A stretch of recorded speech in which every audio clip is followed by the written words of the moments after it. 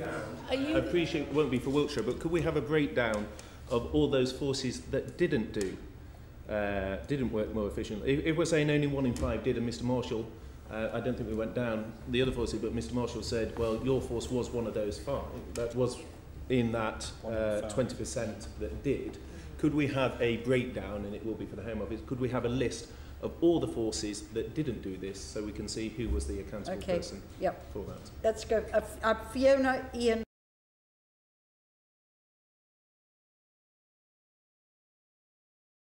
Stephen. Could I just clarify, Dame Helen, your opening comment? Was I understanding correctly when you said the reason for the difference in performance with 4/5 failing to identify efficiencies was because of the operational independence of the forces? What I was saying was, what the programme set out to do was not to design a business process and to give people the mobile devices. It was to give people the mobile devices to act as the catalyst for change. And a number of the forces, in fact, all the forces in the first phase, were already doing something. Of course, and we made assumptions in our business case that our business case rested on visibility of policing and visibility of policing having an impact on crime. So was the business case met by simply distributing devices? No, the business case was not met by the business case. The justification for the activity was that more visible policing would bring down crime. So when we thought about what is the value for money justification of this, which actually we believe was met, then the reduction in crime as the increase in visible policing was the business case on which it rested. Okay, I'm slightly confused by that answer. What I'm trying to understand is what you've said is what you did was distribute the devices and you hit that target. Exactly. But the forces did not deliver the efficiencies that one would expect from that. You're the accounting. The money for this came from the Home Office, for which you are the accounting officer.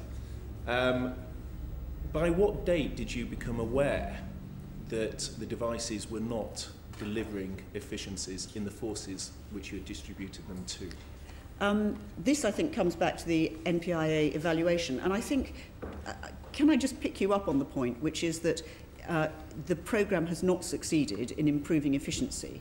I think there are cashable savings quoted in the report of something like 500 million. A number of forces, at the snapshot moment when the report was written, forces were on a journey of improving their efficiency and improving their processes, and clearly that continues. So the point that this was a catalyst, it wasn't supposed to be the complete answer to mobile information applied to business processes. It was the thing to get the thing going. But with respect, you're not answering. My question was by what date? Did you become aware of this when the NAO produced their report? Or as the accounting officer, did you say, well, I am aware that these devices are not delivering efficiencies, but that's outside of the business case. I have met my duties of value for money without forces delivering efficiencies. It's unclear. If I'm understanding correctly, you're saying is the business case was predicated not just on distribution, but those driving efficiencies. But you haven't told us when you became aware that 4/5 of forces were not actually achieving the purpose for which these devices were being circulated. As the chairman said, the NPIA carried out a number of evaluations of what use forces were making of the mobile information equipment, and I'll ask Nick to talk about that. If we go back to the value of this programme, the value of this programme was £80 million, and by, I think, March 2010, we knew that forces had achieved £500 million of cashable savings. That sounds to me like quite a good return on the investment. But what did our 4 phases of evaluation show? To go to, firstly, before the device would be released to a force, the MPIA needed to see evidence of commitment under a number of headings, so endorsement by chief officers and police authority, There needed to be a commitment to benefits realisation. There needed to be a link to operational focus and the objectives of the force. We needed to have confidence that forces would deliver on time, and the criteria were there, and all of those were met. At the time, we were living in the time of Ronnie Flanagan's report on bureaucracy, and things that we now value and talk about, like cashable, accruing little slivers of time into turning them into cashable savings. We weren't talking about that at the time. So the exam question has changed over a period of time. It's also worth noting that, as we've already acknowledged, the findings in here relate to a survey to which 32 forces have responded, and of those, only 2/3 have supplied data that's actually useful. Individual forces, because of their commitment to benefits realisation, have each produced, or I think all or nearly all, have produced their own account of their savings that paint a rather different picture, which I think explains why the first session of this hearing has produced a rather more positive picture than one gets from reading the report. Has the exam question changed? Because if you look at your 2008-9 annual report, what it says on this technology, it says that the MPIA is developing a range of national support services to help forces take full advantage of new technology and its capability. How can you take full advantage of this technology if several years later the NEO come back and tell the committee that 4/5 of forces have not used it to improve efficiencies or operational processes? Surely there's an inconsistency to what you were saying in your annual report in 2008-9 and what the NEO are telling the committee today. Well, I think my point in relation to individual forces is, if you were to ask 43 chief constables today, are you using technology as a means of transforming your business, you would get a very different answer. And at a local level, forces could each produce... Of course they will be. I mean, that's motherhood and apple pie. What I'm saying is you said in your annual report, you, the national body, were developing a range of national support services. What I'm asking you is, have those support services worked when we get a report from the NEO that say 4/5 of forces have failed to identify efficiencies and operational processes as a result of these technologies? There has to be an inconsistency, surely, between those two statements. Yeah, and I think, the part of that is that that was a prediction by the agency, and one of the things that has been a limitation to the agency is the extent to which it can pull levers and it can influence behaviour. So it's a prediction that wasn't met. Are you accepting that the prediction in that report wasn't met? I think that in part it wasn't met, and in part this report provides a partial snapshot. Okay. I mean, Aileen wants to come in. I just wanted to, did you sign off this report? Did you agree the report as a department? Yes. You did. I'm sort of very muddled on the facts. I just wanted to clarify the savings point. In paragraph 322, we break down some of the savings that were given in the survey returns, and they amount to £600,000 that we could evidence that had been got from this particular programme. So I think that's a bit. Say that again. You've got to talk. 322. So you said 500 million.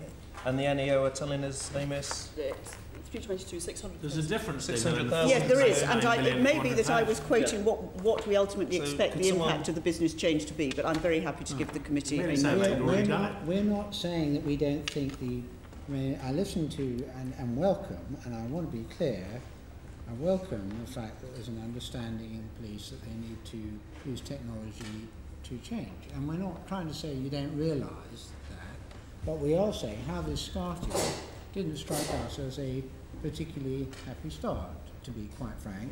And I think we need to be clear, and we set forth in 2.2 what the stated aims of the programme were. They weren't just to put machines in the hands of police officers, I'm sorry to say. It's actually itemised there in 2.2.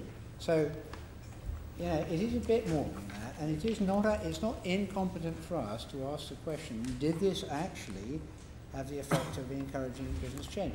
The names of the people who, or the witnesses we had in the first round who we put forward in a suggested list were people we deliberately knew had made a success of applying this, and they did so by being prudent in the way, and you listen to that, prudent application, already up and running, and I agree, and I think the idea of prioritising them to the extent that was done was a good idea.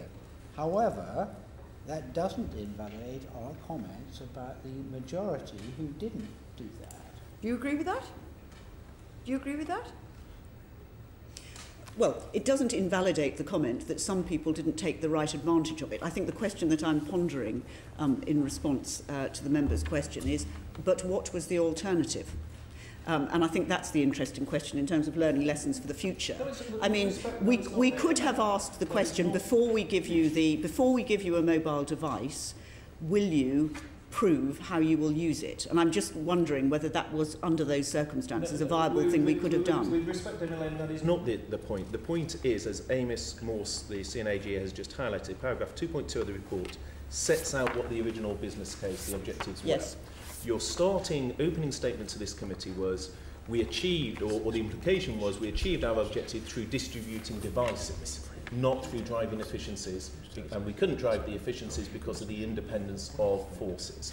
And what the CNAG is highlighting is that at paragraph 2.2, where it sets out what the original objectives were, they were much broader than what you are saying today. It's that tension that is being highlighted, and that's what, with respect, you're not addressing. What I said in my opening remarks was that the objective in distributing the mobile devices was to act as a catalyst for change. Ministers believed at the time that what it would do would be to improve the visibility of police, to improve efficiency, to make people think about their business processes with a view to greater efficiency and a greater impact on crime.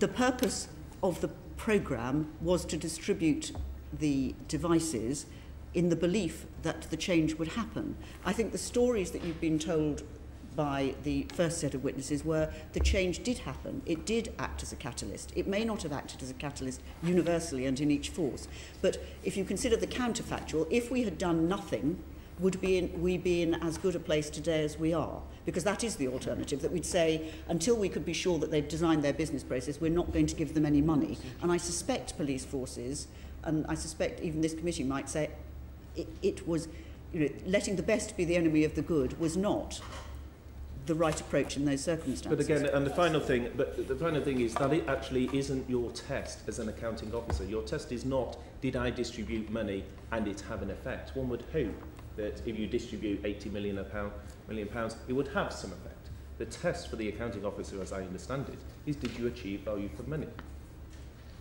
That is a different test to the fact, as you just said, well, we distributed these devices and they had an effect. Of course they had an effect. 80 million will have an effect. The question, and I come back to when you were first notified and the date, and I didn't get a date from you, the NEO are coming along now and saying efficiencies weren't being driven. You have a responsibility as accounting officer to be getting data to satisfy yourself that you're achieving value for money on those sums okay. you're distributing. Let's think of the timetable. All this money had been spent by 2008-9, 2 or 3 years ago. There was not a programme for me to be testing. And therefore, no, there is no date. Nobody came to me in the first year of my holding this office to say, did you know that programme, which closed 2 years ago, do you know whether or not it was value for money? Your predecessor as well. But you there is no. Just say, I came along more recently. No, you're here to answer for the department. There is. I would be surprised if any permanent secretary comes into their department and looks at every historic programme to see whether a historic programme which is now closed had been value for money. Yes, the first I was aware of the programme was indeed when I heard that the NAO was doing a report. I stand on the point that at the time and in the circumstances, it was indeed the right thing to do. And one can argue, and indeed I think we could argue, and I'm very happy to write to the committee on this ground, to say that it did catalyse action, which certainly proved that spending 71 million on these devices, 80 million in total, was value for money in terms of acting as a catalyst and encouraging people to change business processes, which have led to significant savings. So I would be very happy to write to the committee on that basis. But I don't think there was not a point where I suddenly started worrying about this programme that had stopped. Why would I do that? Chairman, can I just say one thing about the 5 points that the committee's attention has been drawn to on 2.2? Because I think the performance against those 5 points has actually been pretty good. The first point says that the agency needs to deliver the government's commitment to equip frontline police officers with devices. I think it's commonly accepted that that happened. The second says that there should be a robust framework for forces to apply for investment, and I've described some of the criteria. There are more, but I've not heard that questioned. The third, we should create a common procurement contract. Well, that was created, albeit that the take-up was low because of the limitations that we've already been discussing. In terms of encouraging business change, some of the 9 million central cost that was referred to earlier on, quite a lot of that went on that activity of encouraging business change, but at the centre, encourage is all you can do. And because we switched off the benefits measurement shortly after the election as cuts were being made at the centre, then the business change measurement ceased, but the business change activity in forces didn't, and it's continued ever since. And I think that's one of the reasons for a mismatch between what forces would claim about their about the savings they've made and the efficiencies and the transformation they've achieved and what's measured at the centre, simply because we stopped measuring it. And then the fifth one here is a complete surprise to me, a mobile device which can use both commercial mobile networks and the Tetra network. I've been in the agency for 2 years and have never heard of that before, so I presume that was... I've got to just say to you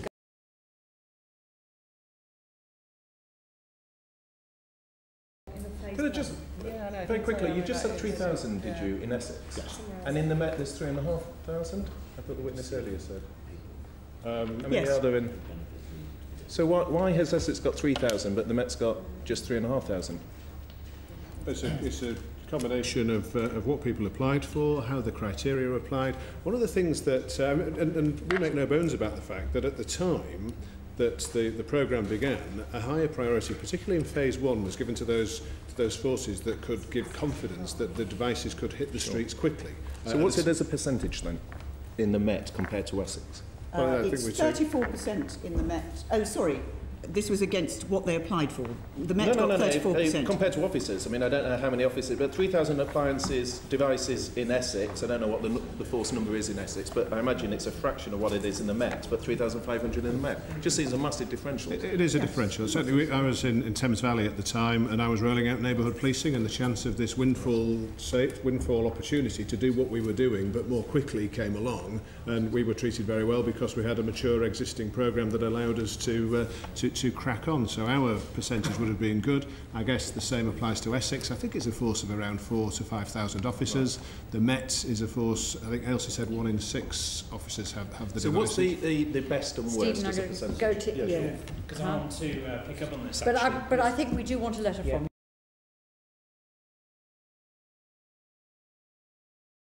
Stephen. Damien Land, what percentage of police IT spend do you expect to go through NUCO in order to judge that a success, say in 2 years' time? And will you produce a breakdown of the spend per force so we can see any outliers? We don't have a particular figure in mind. As Stephen said, what we're creating here is the opportunity, and we expect it to be a programme where more and more PCCs choose to join, the opportunity for forces to get better value for money, better advice, more strategic advice on the uses of technology, and therefore we wouldn't at this stage set a particular outcome for how much of their spend we expect to go through. We expect for those who join a high percentage of their spend on local IT systems. So you don't have any estimate, a working estimate of what good might look like? Well, when we come to produce the overview, we'll give some indication of what kinds of values of contracts we expect to be managed by the organisation and what kind of return we expect them to get. So we will be putting out some kind of estimate on the basis of a range of scenarios on that, but it does depend on how many forces, how many PCCs choose to join. And then, of course, it also depends, and this is where the Home Office will continue to have a very close interest, in terms of their income and activity, in the extent to which they are either procuring and then managing some of the national contracts. So that will obviously be a big value in terms of their turnover. So there are a range of decisions you have to make, so I wouldn't predict at this stage. Will you publish a breakdown so we can see force by force the use of NUCO? As and when we get to having set it up, the information will be entirely public. It will be a public body, public corporation, and we would be completely transparent. That's not quite, well, it will be a public body, yes, but that doesn't necessarily say it will publish a breakdown so that we can see where the outliers are. You might have a target of 30%, or you may come back to the committee in 2 years' time and say 30% is going through, 50% is going through, but that could be disproportionately from certain forces. Will yes, you, no, indeed it will could you be. ensure that what is publicly produced allows outliers to be identified? Yes, I'm very happy to look at that. That's very welcome. Could I come to Mr. Gargan? 3 years ago, your organisation was talking about how tough the economic climate was and the challenges. Why does the body have £2 million of antiques at the moment? Because most of our antiques are in Brams Hill, which is a splendid but very expensive Jacobean mansion that was gifted to us by the former National Police training organisation Centrex. And they're kind of held in trust on behalf of the service and on behalf of the nation in a listed building. We don't buy antiques, and neither would I feel particularly comfortable about selling them. So I feel I'm just kind of stuck with them. Satisfied with 2 million of antiques there. Okay, it just jumped out at me from the annual account. So as an accounting officer, you've looked at that. Could I come on to another thing, which is in the annual account, it says that someone for exiting the organisation was paid over £500,000, £500,000. 2 people were paid between £200,000 and £500,000. And this was in 09-10, and last year 15 people received between £150,000 and £200,000. 2 questions really. One, could you talk us as a committee through why someone was paid over £500,000 and whether you're able to quantify that? And secondly, given that the organisation, as I understand it, is being phased out by the end of 2012, what is your working estimate of the exit charges that will apply in terms of staff? Okay. In terms of the highest figures, I am unaware of the individuals. It was, and I know it's no defence to this committee to say that it wasn't on my watch, but I just don't know, so I'd need to find out. In terms of Were the you figures, not working for the organisation at the time? I came as deputy at the very beginning of 2010 and wasn't involved. I think the decision, I have a hunch as to what it might be, but it was before. Well, these will have been accounts signed off whilst you were with the organisation. Yes. Yeah. So, Okay. so when you say, just let me clarify. So when you say, I have no knowledge of this, you were the deputy of the organisation that signed off the annual accounts at the time this payment was made. Correct. Yes, but I don't remember. It's simply it's a memory matter rather than talk and guess. I'd prefer to clarify and come back to you. In relation to this kind of group of payments that you described more recently, I was more directly involved there because I was chief executive at the time. As part of phasing the agency out, we've shrunk considerably and we've taken successive chunks of savings out, and part of that has been achieved through 2 separate voluntary early release schemes where we've applied the criteria of the time, and it's enabled us to bring the agency from a headcount of 2,200 people to a headcount of under 1,600 people, and we've paid people their entitlement at the time. Of course those entitlements have changed, but we've had a lot of people working in long-term public servants, people who've worked initially in the Home Office, transferred, or the Met Police, transferred on into PETO, and then onto the MPIA. As we have shrunk, we've had to downsize across the organisation, and we've paid what is the going rate. Have any of those, and it may be something for the accounting officer to give us a note on, but given that it's a relatively finite number being paid over 100,000, have any of those gone into other policing roles? I don't know. I couldn't account for that, and indeed, I'm not even sure that I'd have the data. What I do know is that there is a restriction on any of those people re-entering the agency, or I think the Home Office. Because they will have left under the then prevalent, as but they could go to soccer? Civil service. No, if they've transferred to soccer, which is another NDPB, they wouldn't be entitled to a voluntary early severance or retirement package, and we impose those conditions very strongly. So both, if it's a transfer, and indeed there will be, to answer, or to the second part of your question is how we will be handling this for the future, a number of NPIA staff will be transferring under TUPE or the Cabinet Office equivalent, simply transferring to other organisations, some coming into the Home Office, some ultimately going to NUCO, some going to the PPB. So those people would not qualify for any departure money. And for those that are departing, what's the estimated cost, given these very high settlements? I'm not anticipating a substantial early release package again. But you must have something worked into your budget. You must have some sort of I don't think estimate. we're going to need to. I think we've shrunk to a substantial extent. The agency's successor bodies will need to make their own plans for shrinking in future years, but for as long as the agency's around, I don't anticipate a need for a further redundancy or early release package. There may be some isolated individuals and cases, and we'll pay the market rate, but I would anticipate that being well less than £1 million because there's no need for a big programme. Can we have a note, please, on the case of someone being paid over £500,000 to leave, and the cases of those paid between 200,000 and 500,000, so that we can understand. Yes, I should just say, and that will include the point that, and I know this from other instances, that is not actually the money they are paid to leave. It's not the money that they take away with them. It's the cost of their leaving. Sure, so it includes the ongoing cost of their pension and other things. Your predecessor as CEO, as I understand, has a pension pot of 2.77 million and left your organisation to then go and do a secondment or a temporary post with the Home Office. So, I mean, these are pretty sizable pension pots already, to which, what it appears, very large sums of money are being added. Although, if I may, to be fair to my predecessor, prior to his retirement, the last 3 months of his service with the NPIA were spent on secondment to the Home Office, producing a report for the Home Secretary. So that wasn't in addition to the pension pot. It was simply how he spent the last 3 months of his service. Yes. Okay, So Richard. The thing that particularly interests me. That's what I can see what interests you. APCO is a private company. APCO. Mr. Rimmer was nodding, by the way. Always a dangerous thing in this committee. But Sorry, Mr.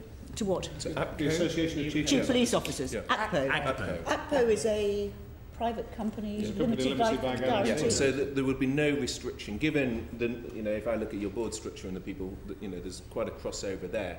Likewise, someone getting a large payout from here could pop up there because, as It's I not a understand it, public it's sector legal company. constitution. Well, that's my point, Even though my it- concern. Effectively, people, I mean, Mr. Rimmer, you were nodding a minute ago, I think, in answer to my question, could they pop up in Newcastle? Well, I was agreeing that we need, it is a good prompt to check how the rules apply to. But it will be, because it will be owned by public bodies in the form of corporations sole, I think they're described as PCCs. It is a public body. So all I was saying was, whatever the rules are under the Civil Service Compensation Scheme for the people who left NPIA, they will apply to the circumstances of a public corporation. I don't, I'm afraid, have those at the top of my head.